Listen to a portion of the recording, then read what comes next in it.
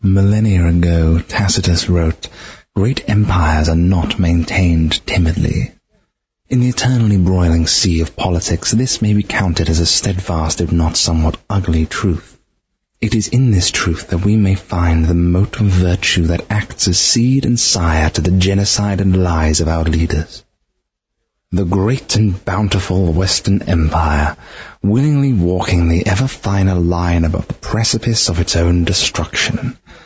Although our leaders are often driven by self-serving interests, they do conduct their business by means of age-old systems and custom. It is from these customs of antiquity that war has become a habit. It has become an addiction, no longer done for the benefit of any nation, but simply because it has always been done. Since its founding, the United States, that leading figurehead of the international world, has been in a near constant state of warfare, knowing only 1 year of actual peace in all its history. And as each year marches on, more and more of the nation's resources are dedicated to maintaining this tradition. Economic stagnation creates a self-imposed draft. Technological advancement is only thought to be of good if it is justified for military use. Art and beauty are either thrown aside or twisted to serve ulterior motives. The populace becomes less important than the war effort, dehumanized and treated like machines by their leaders. In time, the only thing left to maintain will be war. But if the war was to end, if the world no longer feared America's potential reprisals, then the United States, our glorious tyrant, would crumble and be buried along with all its allies in the rubble of their own hubris. No wonder each generation becomes more cynical, more jaded, more desperate for something in which to place their faith. The rise of religion is no mere coincidence. It is symptomatic of our own self-destructive addiction. So, from a certain point of view, it is not a lie when our leaders tell us that continued war and barbarism is for the nation's own good. However virtuous it may be, to stop would mean certain death for the empire. But to continue will only buy a little more time. Whichever path we take, we all lose in the end. Frequently, as furries, we find ourselves faced with persons whose only view of the fandom's implicit philosophy is negative. And recently, in one of my many hours of gloomy idleness which seemingly passes as my job in recent years, I found myself pondering what a negative view of furries could actually mean. Many of us would state that our affiliation with the fandom stems from the inherent sense of kinship with animals. But, to take a negative view, mayhap this affiliation stems not from something we have, but rather something we lack.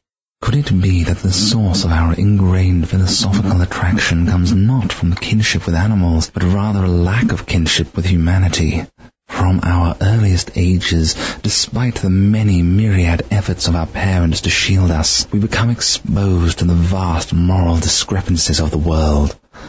We are taught of virtue and mercy and of kindness, of fealty, of truth and understanding and compassion, but it rapidly becomes clear to us that the world operates on a wildly different set of rules.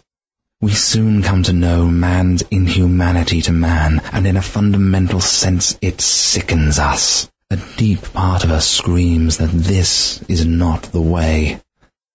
Even so early in the journey of our lives, we have seen those virtues which make up all that we know to be good, embodied and practiced by a different species. And so it feels right to hold them in a high regard, almost as symbols of the way we feel the world should be. In a memorial to his beloved dog, Lord Byron described him as one who possessed beauty without vanity, strength without insolence, courage without ferocity. All of these virtues of man without his vices.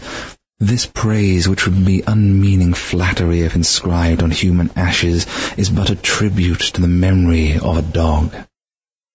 So perhaps, philosophically speaking, such a negative perspective of furry is not such a bad thing.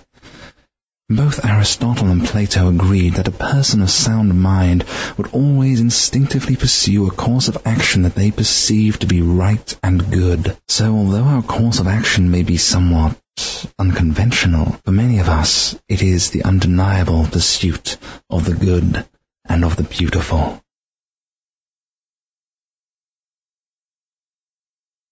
Many years ago, I stood upon the deck of a fishing vessel far off the coast of the islands of Svalbard.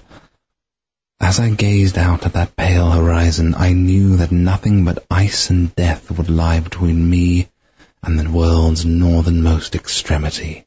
This was the edge of the world, where centuries past my ancestors had declared boldly on maps and in stories, "Here be dragons." And standing there in that cold silence of the short day's dying light, I understood that phrase in a way I never had before. This was no place for humanity. Stretching out before us was nothing but icy desolation. Nothing but oblivion could have awaited us if we had not turned back. And turn back we did, but there was part of me that wanted to go on. I could see the same dark glimmer in the eyes of my companions, the urge to take that wheel, swing the bow due north, and run recklessly into the heart of that yawning abyss. What is it that drives us in these moments, these tremulous fancies for which we will give anything? Shakespeare said that love is but one of many passions, and how right he was. For just as love can rob us of reason and coerce us into action far beyond ourselves, there are other passions that may just as powerfully rob us of all semblance of sanity and sense. In ancient Greece, the god Eros was born from acknowledgement of this truth of the heart. We are creatures of passions, of hungers and lusts, and some hungers of the heart are not so easily forgotten.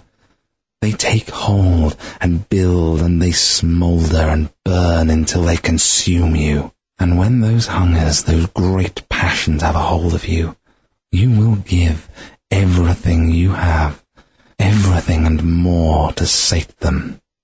This is the love of Eros. It will make you soar to the highest heights, let you glimpse the greatest celestial wonders, and in a heartbeat will lay you just as low.